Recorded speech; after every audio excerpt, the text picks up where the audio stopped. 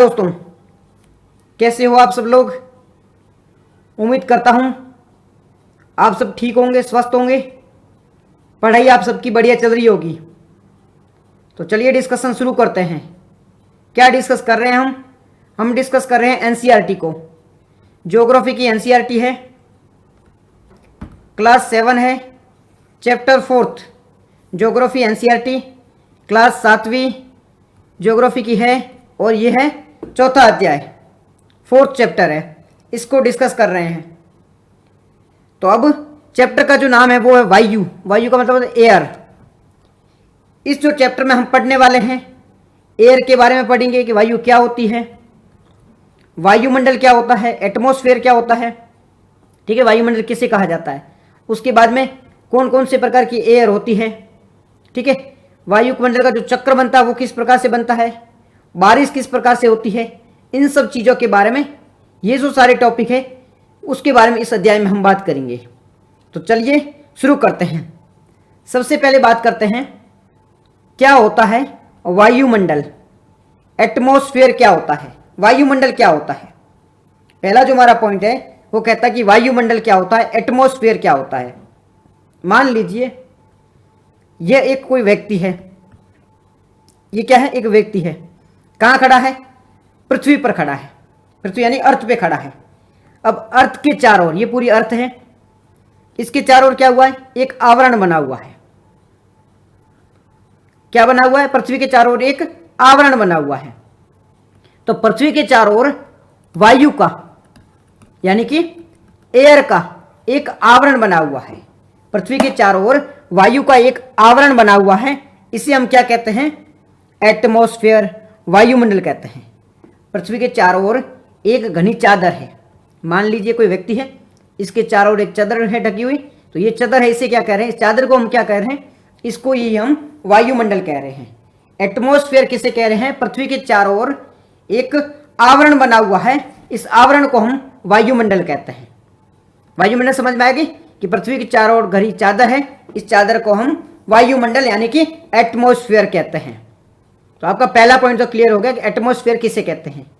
अब हम बात करते हैं वायुमंडल हमारे लिए जरूरी क्यों है, हमें वायुमंडल की आवश्यकता क्यों है। हेलो माही जी, हेलो। तो हम बात कर रहे हैं कि वायुमंडल की हमें आवश्यकता क्यों है। अगर हम वायुमंडल की आवश्यकता के बारे में बात करते हैं तो हमें वायुमंडल से कौन कौन सी चीज़ें मिलती हैं, हमें किसी चीज़ की आवश्यकता क्यों होती है, तो वो पता करने से पहले हमें पता होना चाहिए कि उससे हमें क्या क्या चीज़ें मिलती है। अगर मैं बोलूँ कि आप मेरे लिए क्यों ज़रूरी हो, ऑफिशियल मिस्ट्री हेलो, तो आप मेरे लिए ज़रूरी क्यों हो, अगर मेरे को ये पता करना है तो इसके लिए मेरे को सबसे पहले पता होना चाहिए कि आपसे मेरे को क्या क्या फ़ायदे हो रहे हैं।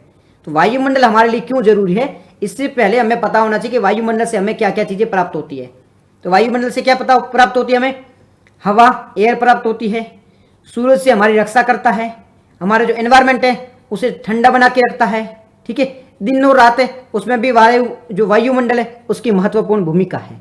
तो वायुमंडल हमारे लिए क्यों आवश्यकता है या क्यों आवश्यक है, बिकॉज कि हमें इससे हवा मिलती है, कार्बन डाइऑक्साइड यहीं से मिलती है, ऑक्सीजन हमें यहीं से मिलती है, नाइट्रोजन हमें वायुमंडल से मिलती है। तो वायुमंडल जरूरी है बिकॉज कि हमें यहाँ से हवा मिलती है।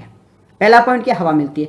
फिर सूरज की हानिकारक किरणें, सूरज होता है, ये मान लो सूरज है, इसकी हानिकारक किरणें कहाँ, पृथ्वी पर पड़ रही है, बट यहाँ पे क्या है, यहाँ बीच में वायुमंडल है, ये सूरज से आने वाली जो हानिकारक किरण है इसे रोक लेगा। ये पृथ्वी है, ये बीच आवरण बना हुआ है, ये सूरज की जो किरणें आ रही हैं इसे रोक ले रहा है, देखो रोक ले रहा है, नीचे नीचे पाएगी। तो ये क्या है, ये जो है वो आवरण है जो सूरज की हानिकारक किरणों को रोक रहा है।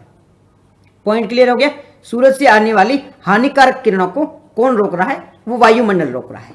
तो इसीलिए भी हमारे लिए जरूरी हो जाता है।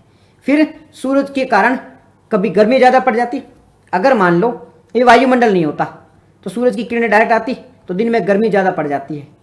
और क्या होता, रात के टाइम में अब सूरज की किरणें आई धरती पे और वापिस चली गई, वायुमंडल नहीं है तो इसे रोकेगा कौन, तो यहाँ पे क्या होगा, सर्दी ज़्यादा पड़ेगी, यानी कि रात में सर्दी भयंकर पड़ेगी, दिन में है वो गर्मी ज़्यादा पड़ेगी। ये कॉन्सेप्ट आपको समझ आया, क्या बात कर रहा हूँ मैं, ये बात कर रहा हूँ, ये पृथ्वी है, पृथ्वी पर भी सूर्य के कारण किरणें आ रही है। अब मेरे एक डाउट है जी, डाउट पूछिए। सूरज की किरणें सीधी यहाँ पे आ रही है, सीधी आ रही, तो गर्मी में क्या, गर्मी ज़्यादा पड़ रही है। गर्मी में क्या, गर्मी ज़्यादा पड़ रही है, दिन में गर्मी ज़्यादा पड़ रही है। रात के कारण अब ये किरणें यहाँ पे आई, रुकी नहीं, वापस चली गई, यहाँ पे रुकी नहीं, वापस चली गई। तो अगर यहाँ पे दिन में गर्मी ज़्यादा पड़ रही थी तो रात में ठंड भी तो ज़्यादा पड़ेगी, तो दिन में गर्मी पड़ेगी, रात में ठंड ज़्यादा पड़ेगी, तो बैलेंस नहीं होगा, तो ये दिक्कत करेगा। रात में भी हम नहीं रह पाएंगे, दिन में भी नहीं रह पाएंगे। तो वायुमंडल है वो गर्मी, दिन के कारण जो गर्मी पड़ती है उससे बचाता है, रात में जो ठंड पड़ती है उसको बचाता है।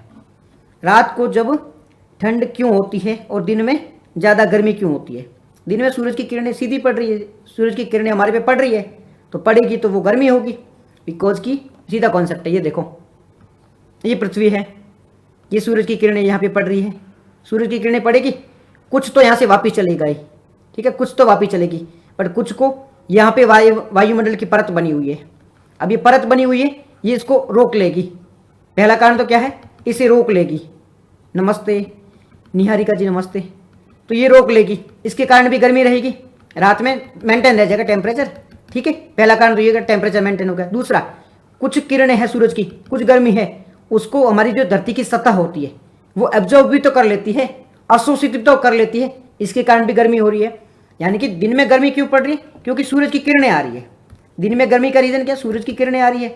अगर आपके ऊपर लाइट पड़ेगी तो गर्मी होगी, और रात में अगर टेम्परेचर मैनेज है तो वो इस पर्यावरण के कारण मैनेज है, क्योंकि हमारे चारों ओर वायुमंडल की एक परत है, वो टेम्परेचर को मैनेज करता है। साथ ही साथ में कुछ गर्मी है वो अवशोषित भी कर ली जाती है छतों के द्वारा।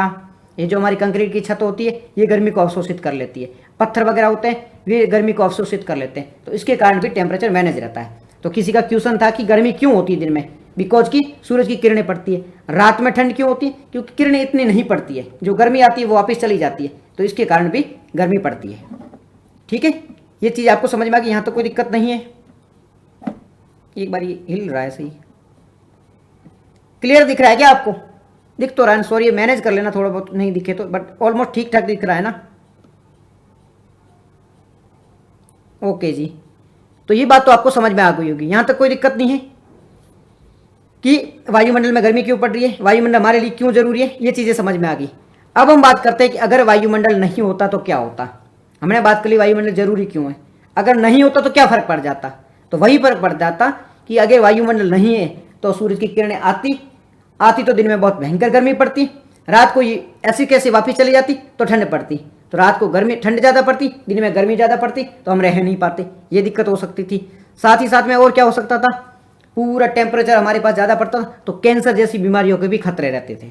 सूरज की किरणें डायरेक्ट हमारे पास से आती है, यूवी किरणें होती है, अल्ट्रावायलेट, तो बहुत ज़्यादा हानिकारक होती है, जिससे कैंसर जैसी बीमारी भी हो जाती है।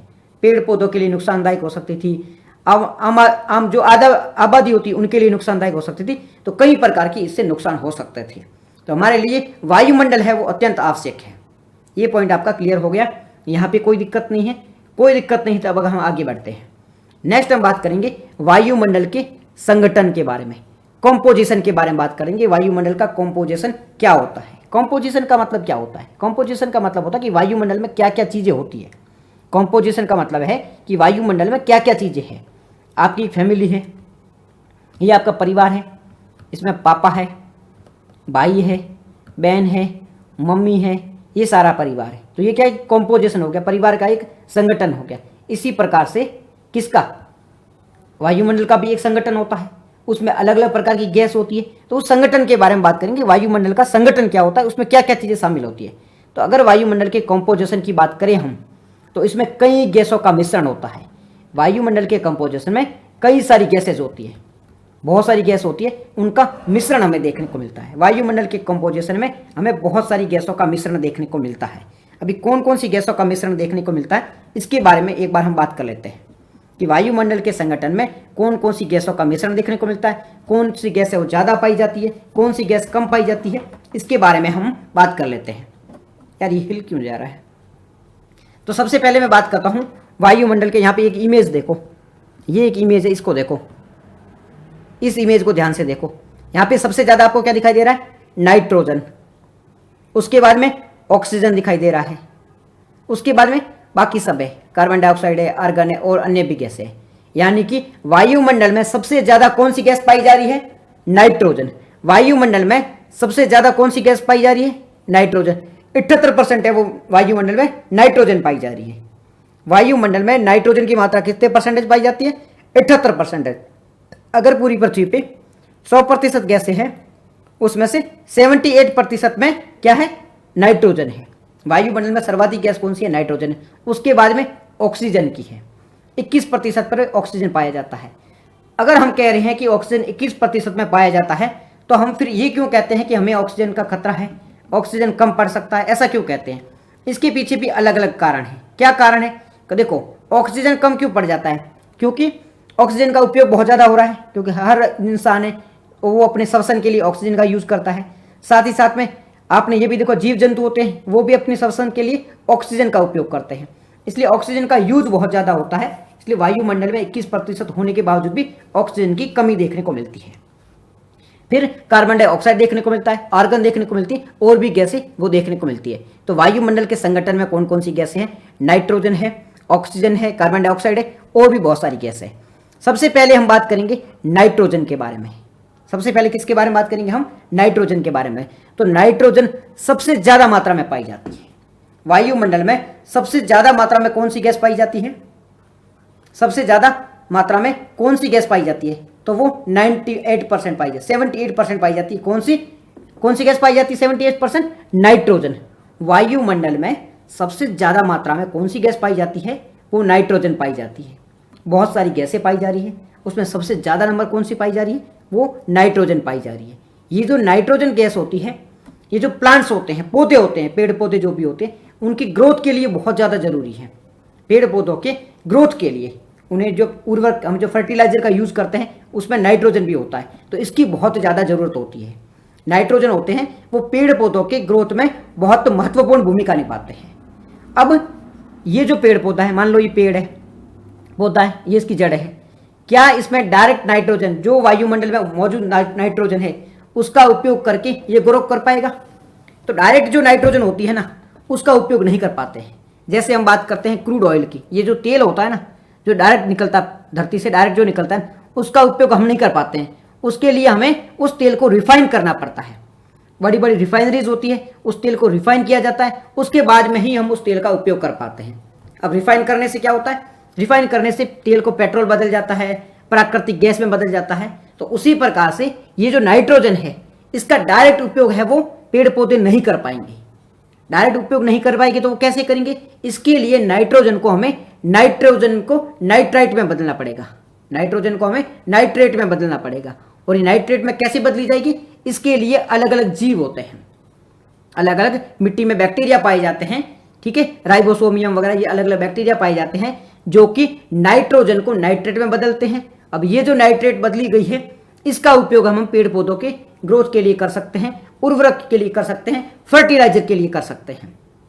तो वायुमंडल में जो मौजूद नाइट्रोजन है, उसका उपयोग हम डायरेक्ट पेड़ पौधों के लिए नहीं कर सकते हैं। पेड़ पौधों के लिए जो नाइट्रोजन की आवश्यकता होती है, वो नाइट्रोजन की नाइट्रेट फॉर्म की होती है। नाइट्रोजन का अलग अलग फॉर्म होते हैं। मान लो हमने तेल निकाला था ना, तेल से हमने पेट्रोल बना, डीजल बनाया, अलग अलग चीजें बनाई थी ना, तो उसी प्रकार से हमने नाइट्रोजन निकाली, उससे नाइट्रेट बनी, नाइट्राइट बनी, अलग अलग गैसें बन जाती है, उसका हम उपयोग करते हैं। तो सेम जैसे डीजल के साथ करते हैं, पेट्रोल के साथ करते हैं। जैसे कि कोई गाड़ी है, ठीक है, अब वो गाड़ी डीजल से नहीं चल सकती, इसका मतलब वो केवल पेट्रोल से चलेगी, तो रिफाइन करके हम क्रूड ऑयल से पेट्रोल बनाएंगे। उसी प्रकार से नाइट्रोजन को नाइट्राइट में बदलेंगे। और कौन बदलेगा? इसके लिए बैक्टीरिया होते हैं जो कि नाइट्रोजन को नाइट्रेट में बदलते हैं, और उस नाइट्रेट का उपयोग है वो फर्टिलाइजर में किया जाता है, जिससे पेड़ पौधों की ग्रोथ होती है। तो ये नाइट्रोजन आपको समझ में आ गया। उसके बाद में है ऑक्सीजन, ये दूसरी सबसे बड़ी गैस है। ऑक्सीजन का उपयोग क्या है आपको पता है? ये जो पौधे होते हैं ना, वो प्रकाश संश्लेषण यानी कि फोटोसिंथेसिस में इसका उपयोग करते हैं। फोटोसिंथेसिस क्या होती है? पेड़ पौधों की ग्रोथ के लिए उनको खाना बनाना पड़ता है। खाना बनाने के लिए जो प्रोसेस किया जाता है उसे प्रकाश संश्लेषण कहते हैं। सूर्य से जो आने वाली किरण है उसको मैंने ऐसे मॉडिफाइड किया जाता है, अलग अलग प्रकार से बांटा जाता है, उसके कारण ये क्या बनता है? प्रकाश संश्लेषण बनता है। और प्रकाश संश्लेषण में ऑक्सीजन गैस का उपयोग किया जाता है। पेड़ पौधा अपना जो खाना बनाते हैं उसे क्या कहते हैं? प्रकाश संश्लेषण कहते हैं। और प्रकाश संश्लेषण के लिए ऑक्सीजन जैसी गैस का उपयोग किया जाता है। ये पॉइंट क्लियर हो गया? कोई डाउट नहीं यहाँ पे? ये क्लियर है यहाँ पे? अब हम आगे बात करते हैं, ठीक है, कार्बन डाइऑक्साइड की। तो कार्बन डाइऑक्साइड भी एक जरूरी गैस है। कार्बन डाइऑक्साइड भी एक जरूरी गैस है जो कुछ % में पाई जाती है, ठीक है। परंतु धीरे धीरे क्या होता है कि कार्बन डाइऑक्साइड की जो मात्रा है वो बढ़ती जाती है, कार्बन डाइऑक्साइड की मात्रा है वो धीरे धीरे बढ़ती जा रही है। पेड़ पौधे जब अपना भोजन करते हैं उसके लिए कार्बन डाइऑक्साइड भी जरूरी होती है। हम जो श्वसन लेते हैं वो ऑक्सीजन से लेते हैं, बट जो पेड़ पौधे होते हैं अपने श्वसन के लिए कार्बन डाइऑक्साइड जैसी गैस का उपयोग करते हैं। जो पेड़ पौधे होते हैं वो श्वसन करने के लिए कार्बन डाइऑक्साइड जैसी गैस का उपयोग करते हैं और वो ऑक्सीजन को छोड़ते हैं। इसका मतलब है कि कार्बन डाइऑक्साइड का उपयोग पेड़ पौधों के द्वारा किया जा रहा है। परंतु धीरे धीरे क्या होता है, जो पोल्यूशन होता है, लाइक हम पेट्रोल जला रहे हैं, ईंधन जला रहे हैं, इसके कारण कार्बन डाइऑक्साइड की जो मात्रा है वो लगातार बढ़ती जा रही है। भाई बुक का नाम बता दो। बुक का नाम है एनसीईआरटी है, 7th क्लास की एनसीईआरटी है, ठीक है। ये हमारे खुद के बनाए गए नोट्स है। चैप्टर 4 है geography NCERT class 7 chapter 4, chapter का नाम है एयर। खुद के बनाए हुए नोट्स है, ये खुद के बनाए हुए नोट्स है। नोट्स कहाँ से मिलेंगे? टेलीग्राम से मिलेंगे। टेलीग्राम का लिंक चाहिए तो मैसेज कर दीजिए, मैं आपको टेलीग्राम का लिंक क्लास के बाद में प्रोवाइड करवा दूंगा, ठीक है। पेट्रोल ईंधन बनाने के लिए भी CO2 का उपयोग करते हैं और CO2 का उत्सर्जन होता है जब ईंधन जलता है। पेट्रोल डीजल वगैरह जलेगा तो उससे CO2 बनेगी। अगर CO2 ज़्यादा मात्रा में बनेगी तो वो नुकसानदायक हो सकती है। तो ये आपको यहाँ तक समझ में आ गया। अब हम बात कर लेते हैं ग्रीन हाउस गैसों के बारे में। किसके बारे में बात करते हैं? Green house gas. अब ये ग्रीन हाउस गैस क्या होती है? ग्रीन हाउस गैसों के बारे में बात करें तो ग्रीन हाउस गैसेस होती क्या है और ग्लोबल वार्मिंग क्या होती है। पहले मैं समझाता हूँ आपको ग्रीन हाउस गैस। जैसे कि बात करते हैं कार्बन डाइऑक्साइड। कार्बन डाइऑक्साइड भी एक प्रकार की ग्रीन हाउस गैस है। कार्बन डाइऑक्साइड क्या है? एक प्रकार की ग्रीन हाउस गैस है। अब ये ग्रीन हाउस क्या होता है पहले इसको समझो। जैसे कि ये सूरज की किरणें कहाँ आ गई? ये मान लो कांच का डब्बा है, इस पे सूरज की किरणें पड़ी, अब ये इसमें आ गई, कांच के डब्बे में आ गई, अब यहाँ पे तो आ गई है, इसके अंदर है, परंतु जब ये वापस जाना चाहेगी ना तो ये कांच का ग्लास इसे रोक देगा। कांच का ग्लास है इसको रोक देगा। ये कांच आ गया ना, सूरज की किरणों को वापस नहीं जाने दे रहा है। सूरज की किरणें पृथ्वी पे आ तो गई है परंतु ये वापस नहीं जा पा रही है। वापस क्यों नहीं जा पा रही है?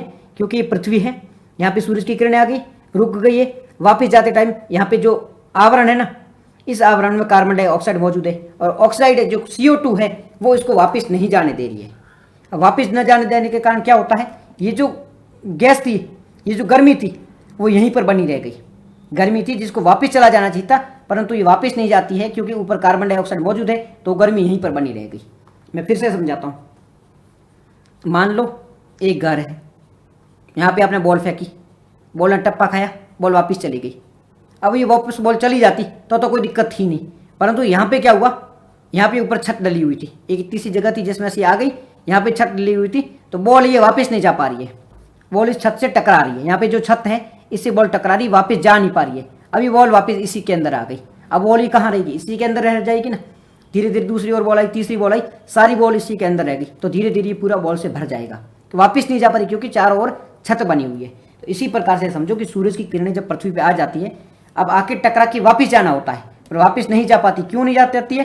क्योंकि ऊपर क्या बना हुआ है, सूरज की किरणों को रोकने के लिए एक आवरण बना हुआ है। कार्बन डाइऑक्साइड जो गैस है उसके कारण आवरण बन गया है, जिसके कारण ये सूरज की किरणें हैं वो वापस नहीं जा पाती है। जिसके कारण सूरज की जो किरणें हैं वो वापस नहीं जा पाती है। इसके कारण यही दिक्कत देखने को मिलती है कि ग्रीन हाउस गैस बढ़ जाती है, ग्लोबल वार्मिंग है वो बढ़ जाती है। तो ग्लोबल वार्मिंग क्या होती है ये आपको चीज़ समझ में आ गई, ठीक है। ग्लोबल वार्मिंग क्या होती है ये चीज़ आपको समझ में आ गई, क्यों होती है ग्लोबल वार्मिंग ये चीज़ आपको समझ में आ गई, यहाँ तक कोई दिक्कत नहीं है। ग्लोबल वार्मिंग क्यों होती है ये आपको समझ में आ गया। और कौन कौन सी गैस होती है जो ग्लोबल वार्मिंग खोज करती है, कौन कौन सी गैस होती है जिसके कारण ग्लोबल वार्मिंग होती है, ये आप कमेंट में जरूर बताओगे।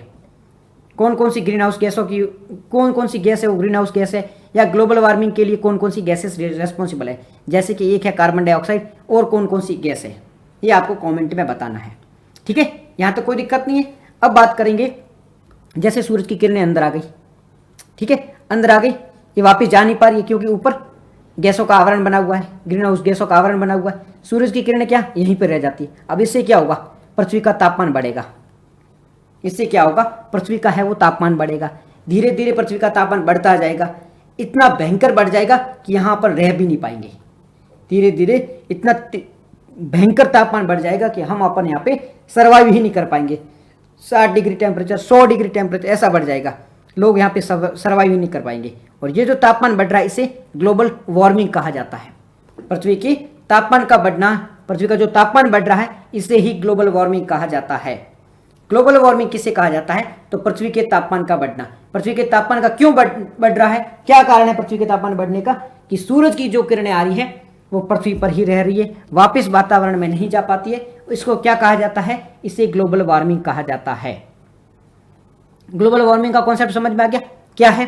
ग्रीन हाउस गैसों का कॉन्सेप्ट समझ में आ गया? ग्रीन हाउस जो कि एक हाउस था, बाहर उससे गैसें निकल गई तो इसे ग्रीन हाउस गैस का नाम दिया गया था। एक थ्योरी बनाई गई थी, यही होता है ग्रीन हाउस गैस। तो पृथ्वी है वो ज़्यादा गर्म हो जाएगी, ठीक है, ग्लोबल टेम्परेचर बढ़ जाएगा। गुड आफ्टरनून सर, क्या आप सेम को क्लास लगाते हो? जी, करंट अफेयर की सुबह क्लास लगती है, दोपहर में एनसीईआरटी की क्लास लगती है और शाम को भी क्लासें लगती है। डेली क्लासेस लगती है, एनसीईआरटी की लगती है, करंट अफेयर सब क्लासेस लगती है, ठीक है। तो CO2 है, अब ये CO2 है, ऐसी और भी ग्लोबल ग्रीन हाउस गैसें होती है, वो पृथ्वी के टेम्परेचर को बढ़ा देती है। ये ऊपर जा नहीं पाती है, पृथ्वी का टेम्परेचर है वो बढ़ जाता है। इससे क्या होता है? बर्फ़ पिघलती है, इससे समुद्र का स्तर बढ़ता है, जो बाढ़ आ जाती है। ये समुद्र के आसपास के जो रीजन है, मुंबई है, ये जो रीजन है, यहाँ पे बाढ़ भयंकर आ जाती है, क्योंकि समुद्र का टेम्परेचर है वो बढ़ जाता है। इसके कारण बाढ़ देखने को मिलती है। मौसम और जलवायु में परिवर्तन होता है। अब हम बात कर लेते हैं कि मौसम और जलवायु, थोड़े आगे वाले बात कर लेते हैं। बस इसका नुकसान तो हमें पता है, ये अगर टेम्परेचर बढ़ेगा तो इसका नुकसान क्या होगा? जलवायु परिवर्तित होगा, कुछ जीव है वो अपना अस्तित्व खो बैठेंगे, तो जीव है वो नष्ट होने की कगार पे आ सकता है, और भी बहुत सारे प्रभाव देखने को मिल सकते हैं। ग्रीन हाउस गैसों के कारण ग्लोबल वार्मिंग होगी, और ग्लोबल वार्मिंग के कारण बहुत सारे प्रभाव देखने को मिल सकते हैं। यहाँ तक तो कोई दिक्कत आपको होनी नहीं चाहिए, यहाँ तक दिक्कत नहीं है। आगे बढ़ते हैं, आगे क्या आता है? आगे आता है वायु चक्र, एयर साइकिल। अब ये एयर साइकिल क्या होता है, वायु चक्र क्या होता है, सबसे अब बात करेंगे हम एयर साइकिल के बारे में या वायु चक्र के बारे में। लिखो वायु चक्र या एयर साइकिल। क्या होता है एयर साइकिल? एक कॉन्सेप्ट आपको समझाता हूं। कॉन्सेप्ट क्या है? मैं टाइम टेबल शेयर कर दूंगा, स्टेटस लगा दूंगा, टाइम स्टोरी लगा दूंगा, आप है ना स्टोरी चेक कर लेना, मैं टाइम टेबल स्टोरी लगा दूंगा, ठीक है। अब मैं बता देता हूं आपको एयर साइकिल होता है क्या है, ठीक है। एयर साइकिल क्या होता है, यानी कि वायु चक्र होता है क्या है? ये है हाई प्रेशर यानी कि उच्च दाब क्षेत्र, ये है लो प्रेशर यानी कि निम्न दाब क्षेत्र। यहाँ पे ये है सूरज की किरणें, ये क्या है? सूरज की किरणें हैं। अब सूरज की किरणें मान लो यहाँ पे क्या हो रहा है, कम पड़ रही है। सूरज की किरणें यहाँ पे क्या है, कम पड़ रही है। यहाँ पे सूरज की किरणें है वो ज़्यादा पड़ रही है। सूरज की किरणें यहाँ पे ज़्यादा पड़ रही है, इसका मतलब क्या है? यहाँ पे गर्मी ज़्यादा होगी। सूरज की किरणें यहाँ पे ज़्यादा पड़ रही है, मतलब ये जो स्थान है यहाँ पे गर्मी ज़्यादा होगी। जिस स्थान पे गर्मी ज़्यादा होती है वहाँ पर हवा होती है ना, आप क्या कर चूल्हे पे कुछ रखो, कोई है ना बर्तन वर्तन रखो जिसमें पानी डालो, ये चूल्हा है, इस पर बर्तन रखो, इसमें पानी डालो, नीचे गर्मी लगाओ, ठीक है, गर्म करो, धीरे धीरे क्या होगा, इसमें भाप ये बाहर जा रही है। तो जहाँ गर्मी बढ़ेगी ना वहाँ हवाएं होती है वो हल्की हो जाती है, हवा होती है वो गर्म हो जाती है, गर्म होकर क्या हल्की हो जाएगी। तो सूरज की किरणें ज़्यादा पड़ेगी, ज़्यादा होने से क्या ये हवा हल्की हो जाएगी, हल्की होने से ऊपर उठेगी, हवाएं हैं वो ऊपर उठ रही है। सूरज की किरणें पड़ रही है, किरणें पड़ने से क्या होगा, हवा हल्की हो रही है, हल्की होने से हवा ऊपर उठती है। तो जहाँ पर सूरज की किरणें ज़्यादा होगी, एक बार फिर से समझाता हूँ, ये है हाई प्रेशर, ये है लो प्रेशर, उच्च दबाव क्षेत्र, ये है वो निम्न दाब क्षेत्र। जहाँ पर गर्मी ज़्यादा होगी, जहाँ पर गर्मी ज़्यादा होगी वहाँ पर जो दबाव है, वायु का जो दबाव है, या वायु दाब क्षेत्र को या वायु का दबाव को, ये कम होगा। जहाँ पर गर्मी ज़्यादा होती है, जहाँ पर गर्मी ज़्यादा है वहाँ वायु का जो दबाव होता है या वायु का दाब क्षेत्र होता है वो कम होता है।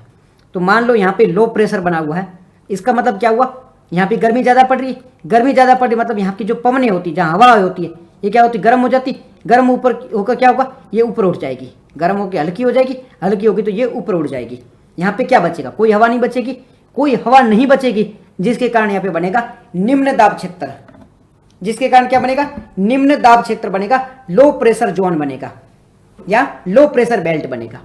तो निम्न दाब क्षेत्र क्या होता है? ऐसा दाब क्षेत्र जहां पर गर्मी ज्यादा पड़ रही है, गर्मी की वजह से वहां का जो दाब क्षेत्र है वो निम्न हो जाएगा। क्यों हो जाएगा? कि हवाएं होती है गर्म होगी, गर्म होकर हवा है वो ऊपर उठ जाती है, गर्म होकर जब हवा ऊपर उठ जाती है इस वजह से क्या होता है, वहां पे निम्न दाब क्षेत्र बनता है। इसकी वजह से यहां पर लो प्रेशर बेल्ट बनता है। तो आपको लो प्रेशर बेल्ट का कॉन्सेप्ट है वो समझ में आ गया होगा, निम्न दाब क्षेत्र का कॉन्सेप्ट है वो आपको समझ में आ गया होगा। यहां तो कोई दिक्कत नहीं है। लो प्रेशर बेल्ट समझ में आ गया आपको? लो प्रेशर का, लो का मतलब होता है निम्न, लो का मतलब होता है निम्न, प्रेशर बेल्ट का मतलब दबाव क्षेत्र, वहां पे दबाव कम पड़ रहा है, भार है वो कम पड़ रहा है। ये देखो हाथ है, इस पे भार कम पड़ रहा है क्योंकि गर्मी ज्यादा थी, गर्मी की वजह से हवा ऊपर उठ गई तो ये है वो हल्का हो गया, यहाँ पे लो प्रेशर बेल्ट बन गया है। तो जहां पे लो प्रेशर बेल्ट होगा वहां पर क्या होगा, गर्मी ज्यादा होगी। अब दूसरा ये स्थान मान लो, यहाँ पे क्या है, गर्मी का मतलब सर्दी पड़ रही है, सर्दी पड़ने से क्या सूरज की किरणें कम आ रही है, तो हवाएं होगी वो सारी यहीं पे बैठी रहेगी। आप खुद देख लो, आप हवा में बैठना पसंद करोगे या गर्मी में बैठना पसंद करोगे? इस बात का जवाब दो, आप हवा में बैठना पसंद करोगे या गर्मी में बैठना? एक बहुत भयंकर गर्मी पड़ रही है, आप नहीं बैठ पाओगे, आप ढूंढोगे जहाँ पे सर्दी कम हो, सर्दी ठीक ठाक हो, वहां जाके बैठे। गर्मी में नहीं बैठ पाते हैं, इसलिए गर्मी हमें चुभती भी है, हम सर्दी ढूंढते हैं। तो जहां हम सर्दी में जाके बैठे, हवा भी यही करेगी, जहां पर गर्मी कम होगी तो ये हवा क्या करेगी, वहां पे जाके बैठ जाएगी। अब बहुत सारी हवा यहाँ पे बैठेगी, इसका मतलब ये क्षेत्र है वो भारी हो जाएगा। तो जहां पर हाई प्रेशर बेल्ट है, उच्च दबाव क्षेत्र है या उच्च दाब क्षेत्र है, वहां पे क्या होता है, वहां पर गर्मी कम है, गर्मी कम होने की वजह से हवाएं हैं वो वहां पर इकट्ठा हो जाती है, गर्मी कम होने की वजह से हवा वहां पे इकट्ठा हो जाती है। इसकी वजह से यहां पर हाई प्रेशर बेल्ट बनता है, उच्च दबाव क्षेत्र बनता है। हाई प्रेशर बेल्ट क्या होता है या उच्च दबाव क्षेत्र क्या होता है, जहां पर गर्मी कम है, गर्मी कम है तो वहां पर क्या हवा नीचे बैठेगी, हवा नीचे बैठेगी तो उसकी वजह से वहां पर हाई प्रेशर बेल्ट बनेगा। तो दो टर्म्स आपको समझ में आ गया होगा, एक लो प्रेशर बेल्ट, दूसरा हाई प्रेशर बेल्ट। हाई में हवाएं ज्यादा है, गर्मी कम है, यहाँ पे गर्मी ज्यादा है, हवाएं कम है, इसके लिए लो दबाव क्षेत्र। अब एक चीज होता है, हमेशा पवन है वो हाई बेल्ट प्रेशर से लो की ओर जाती है। हमेशा एक बात याद रखना, हमेशा जो पवन होती है, जो विंड होती है, जहां पर दबाव क्षेत्र ज्यादा होता है वहां से लो प्रेशर की ओर जाएगी। एग्जांपल देता हूं मैं आपको, क्या एग्जांपल है, एक स्कूल है, वहां पे आपको मारा कम जा रहा है, बिल्कुल लोड कम है, तनाव कम है, दिक्कत नहीं है, ठीक है, पढ़ाई हो रही है। और दूसरी जगह है, स्कूल है, वहां पे बहुत सारी भीड़ भर रखी है, लड़के बहुत ज्यादा है, पढ़ाई हो नहीं रही है, यानी कि यहाँ पे बर्डन बहुत ज्यादा है। आप कहाँ जाओगे, यहाँ से यहाँ की ओर जाओगे, उच्च दबाव क्षेत्र से लो की ओर जाओगे। जहां दबाव ज्यादा होता है वहां पर लोग नहीं रहते हैं, तो उसी प्रकार से पवनें भी वहां नहीं रहेगी। तो जहां पर हाई बेल्ट प्रेशर है, जहां पर हाई बेल्ट प्रेशर है वहां पे क्या होगा, पवनें है वो लो बेल्ट प्रेशर की ओर जाएगी। उच्च दबाव क्षेत्र से पवनें हमेशा निम्न दबाव क्षेत्र की हो जाती है। हाई बेल्ट प्रेशर से पवन हमेशा, विंड हमेशा लो प्रेशर बेल्ट की ओर जाती है। इस कॉन्सेप्ट को याद रखना, आगे काम आएगा। हाई बेल्ट प्रेशर से पवन है वो लो बेल्ट प्रेशर की ओर हमेशा जाती है। यहां तक कोई दिक्कत नहीं। हाई टू यहाँ ये लो है तो कहाँ जाएगी, ये यहां से यहाँ की ओर जाएगी, हाई से लो की ओर जाएगी, उच्च से निम्न की ओर जाएगी। अब उच्च से निम्न की ओर पवनें जा रही है, हाई बेल्ट प्रेशर से लो बेल्ट प्रेशर की ओर जा रही है। तो ये पवनें कैसी है, इसमें ठंडी पवन, यहां तक ये ठंडी थी तो ठंडी पवन है। अब यहाँ पे जाके क्या होगा, देखो हाई बेल्ट प्रेशर, लो बेल्ट प्रेशर, पवन यहाँ पे गई है, अब ये ठंडी थी, यहाँ पे जाके क्या होगा, गर्म हो जाएगी, यहाँ पे गई गर्म हो जाएगी, गर्म होके क्या होगा, हल्की हो जाएगी, हल्की होगी तो ये ऊपर उठेगी, ऊपर उठेगी, ऊपर उठ के फिर यहीं बहना स्टार्ट हो जाएगी। क्यों, यहाँ ऊपर, जहाँ नीचे हाई बेल्ट प्रेशर है, ऊपर ये देखो ये पृथ्वी है, ये पृथ्वी की सतह, यहाँ पे हाई बेल्ट प्रेशर है, तो ये ऊपर जो होती है वहाँ पे लो बेल्ट प्रेशर होगा, ऊपर लो बेल्ट प्रेशर होगा। फिर से मैं आपको समझाता हूँ, ये पृथ्वी की सतह के बारे में बात कर रहे हैं, जहाँ हम बैठे हैं ये जो पृथ्वी की सतह है इसके बारे में बात की जा रही है। यहाँ पे हाई प्रेशर है, यहाँ पे लो प्रेशर है, क्योंकि यहाँ पे गर्मी ज़्यादा है, यहाँ गर्मी कम है, इसकी हाई है, इसकी वजह से यहाँ लो है। अब पवनें है वो हाई टू लो की ओर जाती है, विंड होती है वो हमेशा हाई टू लो की ओर जाती है। जब विंड है वो हाई से लो की ओर जाती है तो यहाँ पे होके क्या होगा, यहाँ पे होके स्वयं गर्म हो जाएगी, यहाँ पर होके पवनें फिर से गर्म हो जाएगी, गर्म होकर क्या होगी, ऊपर उठेगी, गर्म होकर क्या होगा, ऊपर उठेगी। पवन ज़्यादा गर्म होगी तो गर्म होकर ऊपर उठेगी, ऊपर होकर क्या हो जाएगी, ठंडी हो जाएगी। ऊपर गई ज़्यादा, ज़्यादा होने पर टेम्परेचर कम होगा, ठंडी हो जाएगी। तो यहाँ अगर ठंडी होगी तो ठंडी होकर फिर से इधर की ओर बहेगी, इस साइड की ओर बढ़ेगी, क्योंकि ठंडी होगी। यहाँ का मतलब यहाँ पे हाई प्रेशर बन गया, नीचे यहाँ पे लो प्रेशर था बट ऊपर गई, ऊपर जाके ठंडी हो गई, ठंडी हो गई मतलब यहाँ पे हाई प्रेशर बेल्ट बन गया। अब यहाँ पे अगर हाई प्रेशर बेल्ट बनता है तो यहाँ से पवन है वो लो प्रेशर बेल्ट की ओर जाएगी। जिस स्थान पे हाई प्रेशर बेल्ट बन गया है पवन वहाँ से लो प्रेशर बेल्ट की ओर जाएगी। यहाँ पे लो प्रेशर बेल्ट है, यहाँ से फिर पवन नीचे उतरेगी। तो एक साइकिल बन रहा है, देखो हाई बेल्ट प्रेशर, लो बेल्ट प्रेशर, ऊपर उठी, यहाँ गई, फिर यहाँ आई, तो पवनों का एक सर्कल बन गया, पूरा एक चक्र बन गया। इसे ही क्या कहा जाता है, इसे ही विंड साइकिल कहा जाता है, इसे ही वायु चक्र कहा जाता है। वायु चक्र किसे कहा जाता है, पवनें गर्म होकर ऊपर उठती है, ऊपर उठ जाके ठंडी हो जाती है, ठंडी होगी मतलब वहाँ पे हाई प्रेशर बेल्ट बनेगा, तो ये लो की ओर जाएगी, तो यहाँ आ जाएगी, फिर से फिर नीचे, फिर ऐसे ऐसे करके एक चक्कर बन जाएगा। तो वायु चक्र क्या है, वायु चक्र है वो उच्च दबाव क्षेत्र और निम्न दबाव क्षेत्र के बीच में पवनों के चलने की तरीका या पवनों के चलने का पैटर्न। उच्च दबाव क्षेत्र से निम्न दबाव क्षेत्र की ओर पवनों की जो चलती है, इस चलने के तरीके को, ये चलने का पैटर्न है, इसे ही क्या कहा जाता है, इसे ही वायु चक्र कहा जाता है, इसे ही एयर प्रेशर कहा जाता है, इसे क्या कहते हैं, एयर साइकिल कहा जाता है। वायु चक्र या एयर साइकिल कहा जाता है। यहां तक समझ में आ गया, कोई दिक्कत नहीं। वायु चक्र किसे कहा जाता है, इजीली समझ में आ गया। तो अब आगे बढ़ते हैं। वायु चक्र अगर आपको समझ में आ गया तो हम आगे बढ़ते हैं। ये देख लीजिए नेक्स्ट कॉन्सेप्ट हमारा क्या है, वायु चक्र के बाद में नेक्स्ट हमारा कॉन्सेप्ट क्या है, यहां पे देख लेते हैं, एक मिनट रुकना। ये रहा वायु चक्र, ये वायु चक्र हमने देख लिया पूरा पूरा। इस वायु चक्र के बारे में हम ऑलरेडी पढ़ चुके हैं। वायु चक्र क्या होता है, एयर साइकिल क्या होता है, पवनें किस प्रकार से गर्म होकर ऊपर उठती है, ऊपर उठने के बाद क्या होता है, इससे वायु चक्र कहा जाता है। ये हम ऑलरेडी पढ़ चुके हैं। उसके बाद में वायुमंडल की परतों के बारे में बात कर लेते हैं, लेयर्स ऑफ एटमॉस्फेयर के बारे में बात कर लेते हैं, वायुमंडल की परतों के बारे में बात करते हैं। क्या होती है वायुमंडल की परतें, कौन कौन सी परतें होती है, इसके बारे में बात कर लेते हैं। अब हम बात कर लेते हैं द लेयर्स ऑफ एटमॉस्फेयर, वायुमंडल की परतों के बारे में बात कर लेते हैं। वायु चक्र के बारे में बात किया, हमें अच्छे से समझ में आया वायु चक्र क्या होता है, किस प्रकार से वायु चक्र है वो काम करता है। तो अब हम बात कर लेते हैं द लेयर्स ऑफ एटमॉस्फेयर, यानी कि वायुमंडल की जो लेयर होती है, जो वायुमंडल की परतें होती हैं, इसके बारे में हम बात कर लेते हैं। कौन कौन सी वायुमंडल की परतें होती है, मैं नाम वाइज लिखूंगा। सबसे पहले लिखो, पहले पॉइंट डाल के लिखो द लेयर्स ऑफ एटमॉस्फेयर, वायुमंडल की परतें। पहला पॉइंट लिखो वायुमंडल की परतें, ये लिख दिया।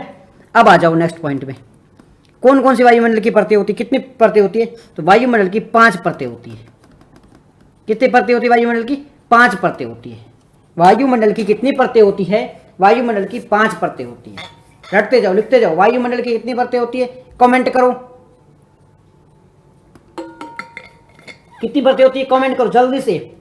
वीडियो सुन रहे हो ना, अभी कमेंट करो, सुन रहे हो कमेंट करो। वायुमंडल की कितनी परतें होती है, वायुमंडल की 5 परतें होती है। 5 परतों में पहली परत कौन सी है, पहली परत है शोभमंडल। पहली परत कौन सी है, शोभमंडल, जिसे हम क्या कह रहे हैं, ट्रोपोस्फियर। ट्रोपोस्फियर पहली परत कौन सी है, ट्रोपोस्फियर, जिसे हम शोभमंडल भी कहते हैं। वायुमंडल की कितनी परतें होती है, 5 परतें। पहली कौन सी है, ट्रोपोस्फियर यानी कि शोभमंडल। ट्रोपोस्फियर यानी कि शोभमंडल, लिखो शोभमंडल। दूसरी कौन सी है, दूसरी कौन सी है, समताप मंडल। दूसरी कौन सी है, समताप मंडल। दूसरी कौन सी है, समताप मंडल। दूसरी कौन सी है, स्ट्रेटोस्फियर। स्ट्रेटोस्फियर लिखो, स्ट्रेटोस्फियर लिखो, अभी का भी लिखो, पेन कॉपी रखो, नहीं है कमेंट चालू रखो। जो सुन रहे हो उसको साथ साथ में टाइप करते जाओ। पहली परत कौन सी, टाइप करो अभी, शोभमंडल, ट्रोपोस्फियर टाइप करो, करिए टाइप, मुझे कमेंट चाहिए, टाइप करते रहना साथ साथ में।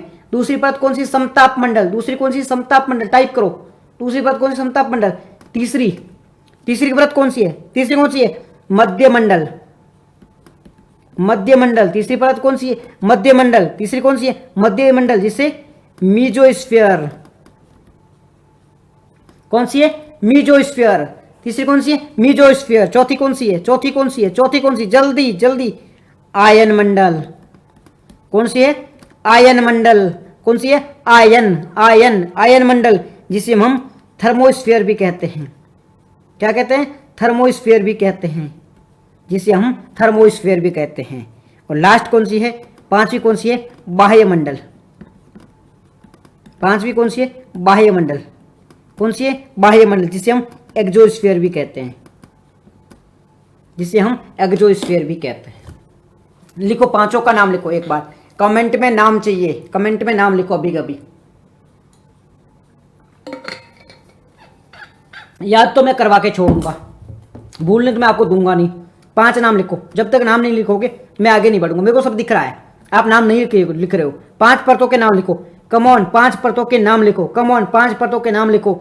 वायुमंडल में कितनी परतें हैं? लिखो 5, टाइप करो 5। वायुमंडल में कुल 5 परतें हैं, ऐसे 5 लिखो, 5।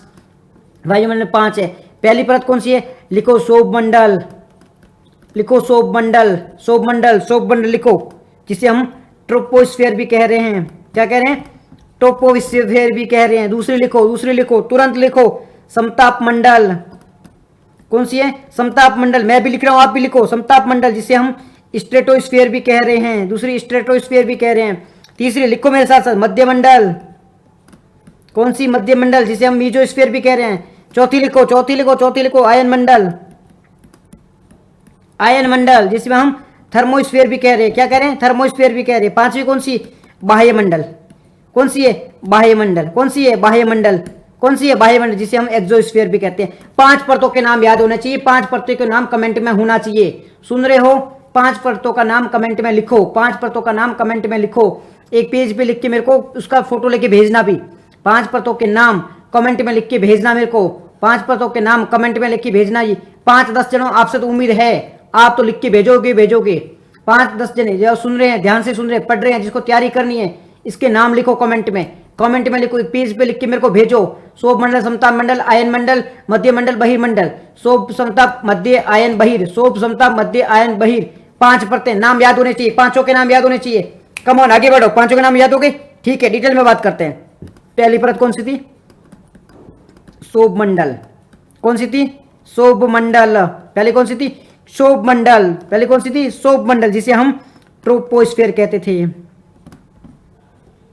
कौन सी कहते थे? ट्रोपोस्फीयर कहते थे। पहली परत का नाम क्या था? ट्रोपोस्फीयर। लिख दिया आपने? लिख दिया। अब मैं इसके बारे में कुछ पॉइंट बता देता हूं, इसके बारे में कुछ पॉइंट बता देता हूं। प्यास ही ज्यादा लग रही है। रुको 1 मिनट, पेन गिर गई, ये भी समस्या है। ठीक है जी, पहली परत कौन सी है? सौरमंडल, जिसे हम ट्रोपोस्फीयर कहते हैं। बिल्कुल याद है आपको? ठीक है, याद है, डेफिनेटली शेयर है। इसकी कुछ खासियत बताओ। तो ये सौरमंडल होती है ना, ये मान लो हमारी पृथ्वी है, ये पृथ्वी है, ठीक है, ये नीचे नीचे वाली ये पृथ्वी है। यहाँ से हम ऊपर गए, ऊपर गए, यहाँ पे एक परत बनी हुई है, यहाँ पे एक परत बनी हुई है, एक ऐसी लेयर बनी हुई, दिखाई नहीं देती बट यहाँ पे मान लो एक लेयर बनी हुई है। ये लेयर क्या है? यही है सौरमंडल। ये हमारी जो पृथ्वी की सतह है, ये वाली जो सतह है, इससे कितने किलोमीटर ऊपर है? तो यहाँ से ये 15 किलोमीटर ऊपर है, 15 से 20 किलोमीटर के बीच में। तो सौरमंडल की ऊंचाई कितनी है? सौरमंडल की ऊंचाई कितनी है? 15 किलोमीटर। 15 से 20 किलोमीटर हो सकती है, 15 किलोमीटर मान लो। सौरमंडल की ऊंचाई, ये पृथ्वी है, ये पृथ्वी की सतह, यहाँ पे मैं खड़ा हूँ, ऊपर देख रहा हूँ, मेरे को 15 किलोमीटर जब पूरी हो जाए, 15 से 20 किलोमीटर, वहाँ से सौरमंडल की स्टार्टिंग हो जाएगी। तो सौरमंडल की ऊंचाई कितनी है? 15 किलोमीटर। याद रहेगा, सौरमंडल की ऊंचाई कितनी है? 15 किलोमीटर है। कोई दिक्कत नहीं है, सौरमंडल की ऊंचाई पता चलेगी कितने किलोमीटर सौरमंडल है वो 15 किलोमीटर है। पृथ्वी से एटमॉस्फेयर की ओर की पहली परत है सौरमंडल, जिसकी ऊंचाई कितनी है? 15 किलोमीटर है। ऊंचाई कितनी है? 15 किलोमीटर। पहला पॉइंट सौरमंडल का याद रखना, पृथ्वी की सबसे निचली परत, वायुमंडल की जो सबसे निचली परत है वो कौन सी है? सौरमंडल है। वायुमंडल की सबसे निचली परत कौन सी है? सौरमंडल है। ऊंचाई कितनी है? 15 किलोमीटर है। ऊंचाई कितनी है? 15 किलोमीटर। यहाँ तो बातें याद है? अगर यहाँ तक बातें याद है तो हम आगे बढ़ते हैं। आगे क्या है, आगे बात करते हैं जितनी बारिश होती है, बारिश हो रही है, मौसम बदल रहे हैं, वो सारी घटनाएं कहाँ हो रही, वो क्षोभ मंडल में हो रही है। मौसम है, बारिश है, ये सारी चीज़ें कहाँ हो रही, मैं एक बार इमेज से दिखाता हूँ। एक बार देखना, एक बार इमेज होनी तो चाहिए यार इसकी। रुको मैं इमेज से दिखाने के ट्राई करता हूँ आपको क्षोभ मंडल है क्या। ये रही इमेज, यहाँ पे ये देखो, ये पृथ्वी की सबसे जो निचली परत है ना, ये क्षोभ मंडल की है। ये जो लाइन मैं क्या कर रहा हूँ, लाइन ड्रॉ कर रहा हूँ, इस पर ध्यान दो, मेरे पेन पे ध्यान दो। ये क्षोभ मंडल है, ये क्षोभ सीमा है, ये क्षोभ मंडल है। देखो बादल यहाँ पे दिखाई दे रहे, ये बादल है, ये बादल है, मतलब बारिश कहाँ होती है, बारिश इस क्षोभ मंडल में ही होती है। बारिश जो बादल होते हैं ना, इसकी हाइट है वो 15 किलोमीटर के अंदर अंदर ही होती है। तो यहाँ पे ये बारिश यहाँ पे हो रही है, तो बारिश जितनी होती है, बादल होती है, मौसम से संबंधित जितनी भी घटनाएं होती है, ये जो मौसम है इससे संबंधित, इससे रिलेटेड जितनी भी घटनाएं होती, चाहे वो बारिश हो रही हो, चाहे तूफान आ रहे हो, चक्रवात आ रहे हो, वो सारे क्षोभ मंडल में आते हैं। तो आपको क्षोभ मंडल समझ में आ गया। वायुमंडल है, उसकी सबसे जो निचली परत है इसे क्षोभ मंडल कहा जाता है। वायुमंडल में सबसे जो निचली परत है इसे क्षोभ मंडल कहा जाता है। कितने किलोमीटर की हाइट है इसकी, इसकी हाइट 13, कोई कहता 13 है, कोई कहता 15 है, कोई कहता 20 है, पर अब इसकी आसपास एग्जैक्ट हाइट आपको नहीं पूछी जाएगी। यूपीएससी कभी ऐसे नहीं पूछेगी कि क्षोभ मंडल की हाइट बताओ, ऐसे कभी क्वेश्चन नहीं पूछा जाएगा। कहाँ का है क्षोभ मंडल ये पूछा जा सकता है, बादल कहाँ पर बनते हैं, कौन सी लेयर में बनते हैं, ये क्वेश्चन पूछे जा सकते हैं। ठीक है, यूपीएससी क्या पूछेगी, बादल कौन सी लेयर में बनते हैं, आपको बताना क्षोभ मंडल में। ये प्राकृतिक जो घटनाएं होती है वो सारी कहाँ बनती है, क्या कहाँ होती है, तो वो भी क्षोभ मंडल में होती है। तो पहला पॉइंट हमारा क्षोभ मंडल का क्लियर हो गया।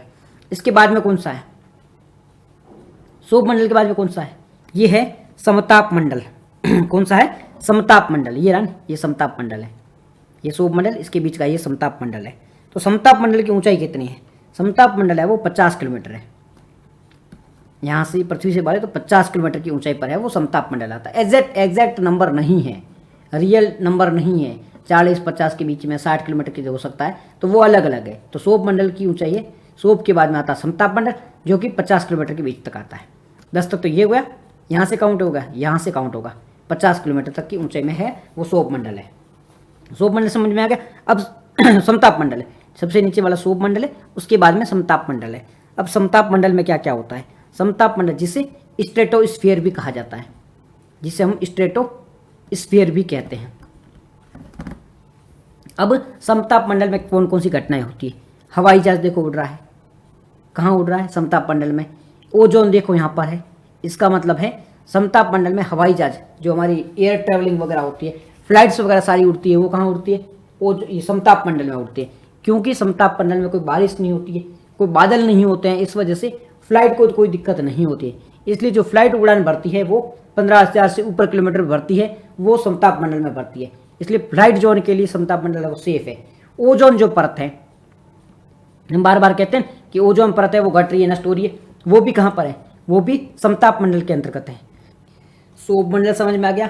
वायुमंडल की सबसे निचली परत है उसे हम क्षोभ मंडल कहते हैं। वायुमंडल की सबसे निचली परत को हम क्षोभ मंडल कहते हैं, जहाँ पर बादल बनते हैं, बारिश होती है, बिजली कड़कती है, वो सारी क्षोभ मंडल में होती है।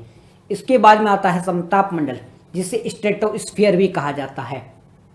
अब ये जो समताप मंडल है, यहाँ पर बारिश नहीं होती है, बादल नहीं होते हैं, प्राकृतिक घटनाएं नहीं होती है, इस वजह से ये काफ़ी शांत क्षेत्र होता है। शांत क्षेत्र होने के कारण फ्लाइट्स वगैरह जो उड़ान भरती है वो समताप मंडल में ही भरती है। फ्लाइट से कहाँ उड़ती है, समताप मंडल के अंतर्गत ही उड़ती है।